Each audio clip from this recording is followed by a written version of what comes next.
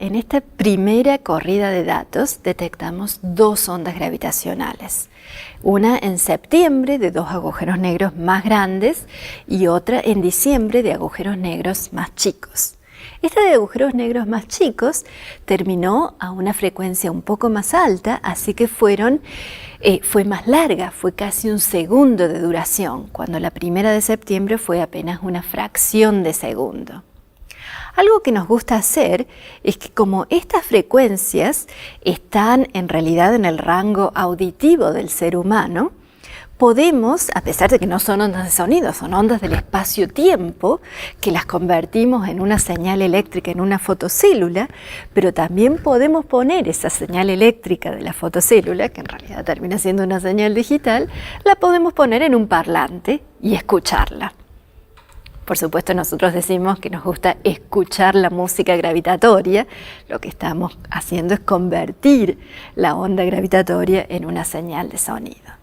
Acá les voy a hacer escuchar estas dos primeras detecciones, estas dos primeras notas de una sinfonía gravitatoria. De nuevo, primero les voy a hacer escuchar la más larga y después la más corta. Escuchemos.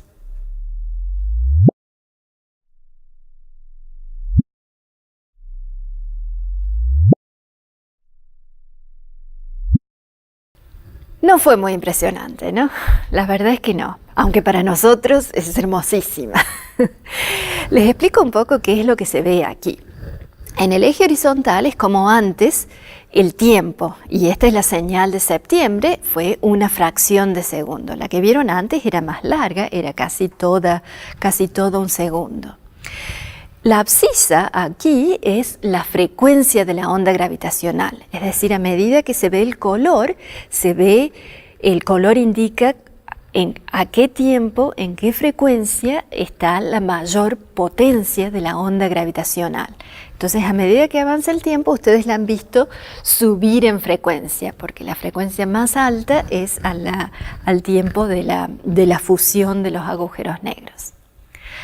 Como les decía, no era un sonido tan musical, por lo menos para los que no han estado buscando estos sonidos por más de 20 años, como muchos de los científicos en la colaboración. Así que lo que hicimos, aprendiendo de astrónomos que muestran todos estos rayos X y rayos gamma y rayos de radio y rayos ultravioleta, que no los puede ver el ojo humano, les ponen colores falsos y vemos esas imágenes preciosas que no son rojos o azules, son ultravioletas o infrarrojos, pero parecen hermosos. Tomando ese mismo truco, lo que hicimos fue agregarle 400 hercios a estas señales para hacerlas un poco más musicales. Escuchemos ahora esto.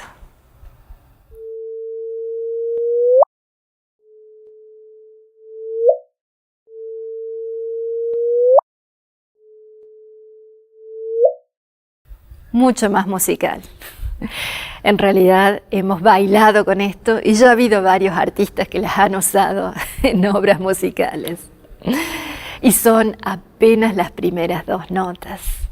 Tuvimos estas dos detecciones en la primera corrida de datos entre septiembre del 2015 y enero del 2016.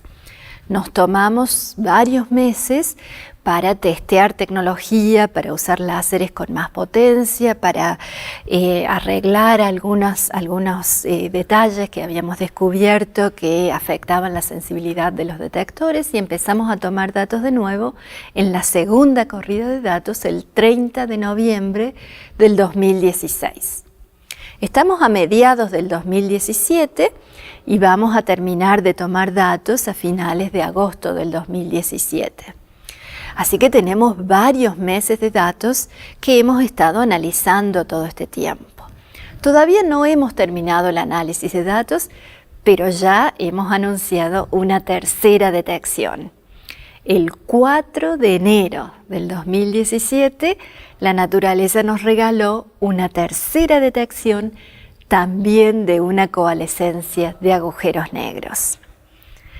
Estamos todavía analizando datos, esperamos encontrar a lo mejor otras coalescencias de agujeros negros, a lo mejor otras señales, porque también buscamos señales periódicas producidas por estrellas rotantes, buscamos coalescencias de estrellas de neutrones o de estrellas de neutrones y agujeros negros que sucederían con menor amplitud pero a más alta frecuencia, y también buscamos un ruido estocástico que se produciría por el universo temprano, aunque pensamos que eso va a ser muy difícil porque es de una amplitud muy pequeña comparada con nuestro ruido, pero buscamos.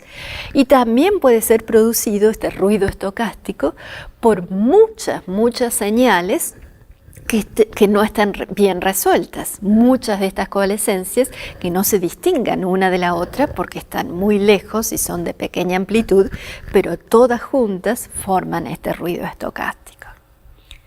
Lo que más interesante es, en mi opinión, es buscar lo desconocido. Buscar señales sin tener ningún prejuicio acerca de dónde provienen las señales. Y tenemos métodos de hacer eso. En realidad, ese fue el método que nos alertó aquel 14 de septiembre del 2015 acerca de esta señal tan interesante que después terminamos comprobando era una coalescencia de agujeros negros.